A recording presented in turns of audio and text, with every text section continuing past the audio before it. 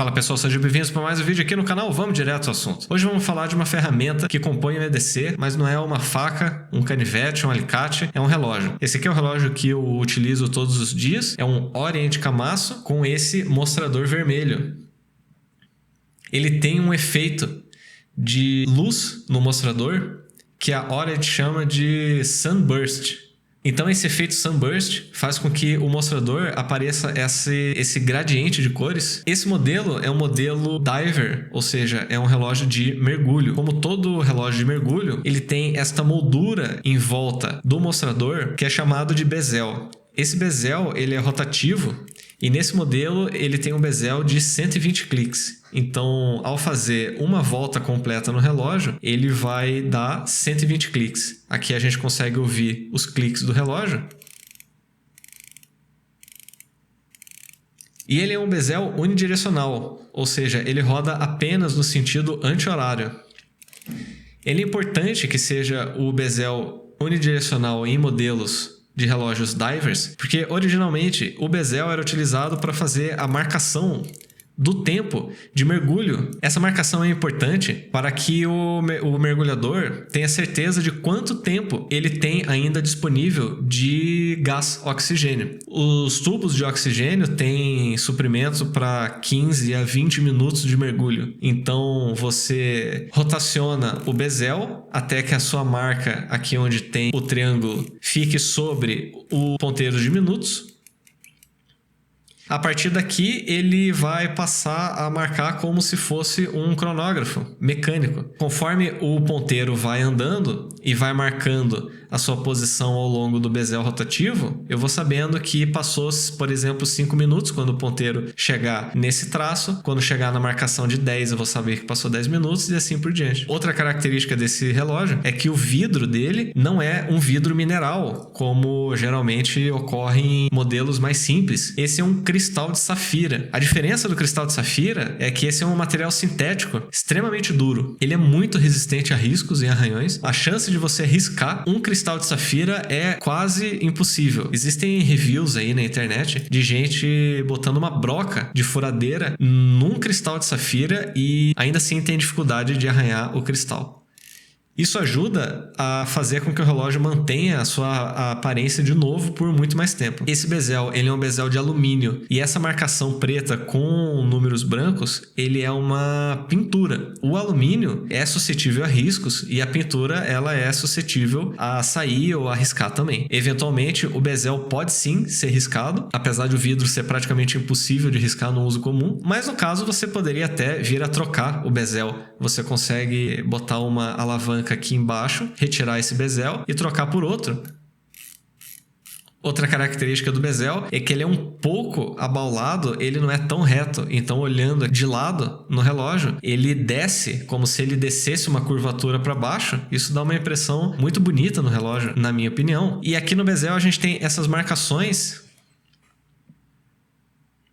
A gente tem essas marcações na lateral do bezel, que é chamado de coin edge, ou bordas de tipo moeda, porque essas marcações lembram aquelas bordas de moeda. Eu acho que fica um estilo de bezel muito bonito. Aqui na lateral a gente tem a coroa. Essa coroa é uma coroa rosqueada. Isso ajuda a manter a tanqueidade do relógio. Se a gente desrosquear a coroa, aqui ela abriu, dá para ver aqui a rosca no interior, e a coroa ela é assinada com a logo da Orient. Outra característica desse relógio é que ele tem a chamada complicação de hacking, ou seja, se a gente puxar a coroa para fazer, por exemplo, o ajuste das horas, repare que o ponteiro de segundos parou de funcionar. Isso ajuda a fazer um sincronismo perfeito. A lenda do hacking diz que na guerra os soldados precisavam fazer o sincronismo perfeito de todos os relógios que iam participar de uma determinada missão para que não houvessem desencontros, adiantamentos ou atrasos e todo mundo tivesse exatamente na mesma marcação de tempo. Então, com a coroa totalmente puxada, a gente tem o ponteiro de segundos parado. Se a gente voltar e empurrar, o ponteiro de segundos volta a funcionar. A coroa a gente tem 2 estágios. Se a gente puxar o primeiro estágio, o ponteiro de segundos não para, mas assim a gente consegue fazer o ajuste da data e do dia da semana. E se a gente puxar pela segunda vez, No segundo estágio, aí sim a gente pode fazer a mudança da hora. Aqui vai um conselho para quem vai fazer ajuste de hora e data em relógios automáticos. É importante que você faça o ajuste da data quando o ponteiro de horas estiver apontado para a metade inferior do relógio. Ou seja, ele estiver entre as 3 e as 9 horas, apontado da metade para baixo e não da metade para cima. Então, nesse caso, você sempre deve fazer a mudança da hora de forma que o ponteiro fique virado para baixo. Agora sim, você pode fazer a mudança da data do mês e o dia da semana. Outra característica desse relógio é que ele tem corda na coroa. Se você abrir a coroa e girar ela, você vai sentir que ele vai dar corda. Ele faz um pequeno barulhinho. Eu vou ver se é possível de ouvir aqui na gravação.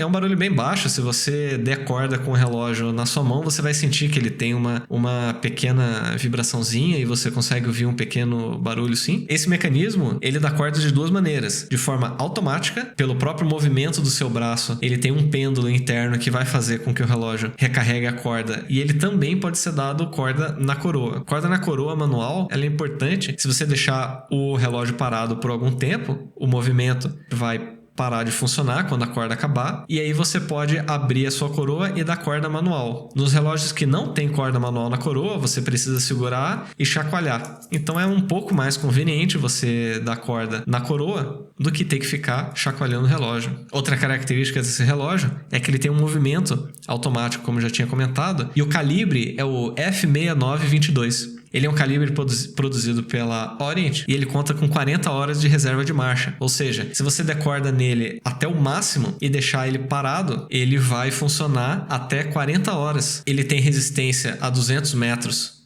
de profundidade. Então a gente vê a marcação 20 bar. Eu vou tirar o ponteiro das horas da frente para que dê para ler melhor. Resistência à água 20 bar. Ele veio nesta caixa aqui. Ele vem com uma caixa de papel bem simples da Orient. E aqui dentro vem a caixa de fato do relógio. Essa caixa acho que é uma caixa padrão da Orient. É uma caixa bem simples. Tem um acabamento, acredito que de alumínio aqui na frente, marcado Orient. Aqui a gente tem a logo da Orient aqui em cima, é acolchoado, bem macio. Aqui veio a almofada onde o relógio foi entregue, ele estava preso aqui na almofada. Aqui no interior vem aqui a etiqueta do relógio e o termo de garantia. Aqui a gente tem, eu retirei alguns elos da pulseira para que ele se ajustasse melhor ao meu pulso, então eu guardei os elos. Essa pulseira, ela é retirada da seguinte maneira. Por dentro da pulseira você pode ver que os elos, eles têm uma seta. Então, como funciona essa seta? Ela tem um grampo que ela não é rosqueado, ela é simplesmente introduzido por pressão. Quando chegou esse relógio, eu descobri que essa pulseira ela não é rosqueada, ela é apenas por um grampo de pressão. Então, eu comprei este equipamento na Shopee ou na AliExpress, eu não me lembro. Ele custou, eu acho que $2, alguma coisa assim. Ele é muito barato. Ele tem uma qualidade muito ruim, mas também não há necessidade de ser uma ferramenta de grande qualidade, eu entendo. Ele tem uma agulha e um prendedor, de forma que você consegue fazer a extração dos pinos desse tipo de pulseira. Então você põe o seu relógio aqui nessa base, encaixa essa agulha no pino na direção da seta.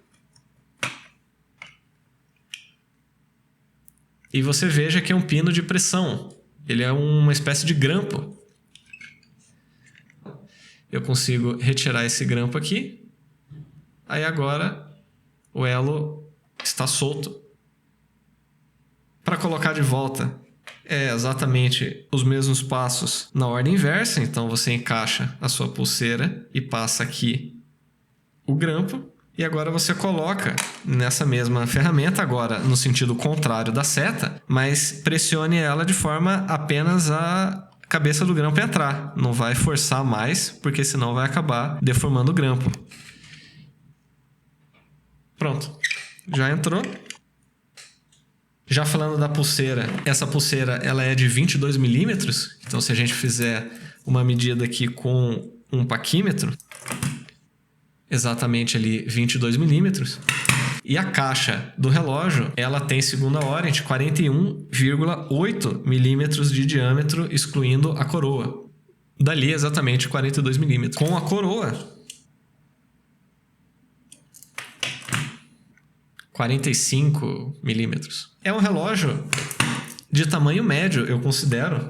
Ele não é um relógio gigantesco. Tem uns relógios que são muito grandes, então acabou me agradando bastante esse modelo, porque ele não tem uma caixa tão grande. Ele tem um lumen excelente, então no escuro dá para ver muito bem o relógio, a legibilidade dele é muito, muito boa. E os mostradores nessa versão têm essa geometria um pouco mais agressiva de riscos, que é a inspiração do nome do modelo. Esse modelo se chama Kamasu, porque Kamasu é o nome de um peixe em japonês, que é o equivalente ao que a gente conhece como barracuda. Então, esse peixe barracuda é extremamente agressivo, para quem conhece. Ele é bem complicado de lidar, ele é uma espécie de um tubarão, vamos dizer, em tamanho menor. Então aqui atrás a gente tem, na tampa do relógio traseira, tem a imagem do dito Kamasu, que é a barracuda. Então aqui a gente pode ver que a tampa também é rosqueada, o que aumenta a vedação. A pulseira dele, ele é com este fecho. Então você pressiona dessa maneira e você tem duas abas aqui na lateral para você fazer a liberação. Além dessa trava, você tem essa segunda trava de segurança, que deixa a pulseira bem presa. Tem aqui a marca da Orient.